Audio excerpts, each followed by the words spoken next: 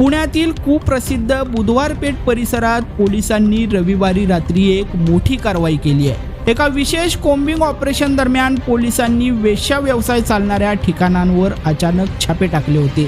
या कारवाईत विनापरवाना आणि बेकायदेशीरपणे भारतात राहणाऱ्या 6 परदेशी तरुणींना पोलिसांनी ताब्यात घेतलंय।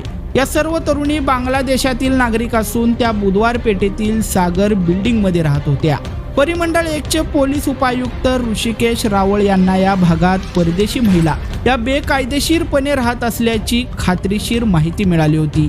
या माहितीच्या आधारे फरासखाना आणि खडक पोलीस ठाण्याच्या संयुक्त पथकानं रात्रीच्या सुमारास सागर बिल्डिंगला 4ही बाजूंनी वेढा घातला आणि ही गुप्त मोहीम फत्ते केली आहे। पोलिसांनी अटक केलेल्या महिलांची प्राथमिक चौकशी केली असता मानवी तस्करीची धक्कादायक बाजू समोर आलेली आहे। या तरुणींना बांगलादेशातून भारतात आणताना ब्युटी पार्लर किंवा घरकाम किंवा शिवणकामाची चांगली नोकरी देण्याचं आमिष दाखवण्यात आलेलं होतं। या आमिषाला बळी पडून त्यांनी बेकायदेशीर मार्गाने सीमा ओलांडली। मात्र पुण्यात आल्यानंतर त्यांना बुधवार पेठ भागात वेश्या व्यवसायाच्या दलदलीत ढकलण्यात आलं। तपासात समोर आलेल्या माहितीनुसार सुरुवातीला फसवणूक झाली असली तरी नंतर त्या स्वमर्जीनं या व्यवसायात गुंतलेल्या होत्या।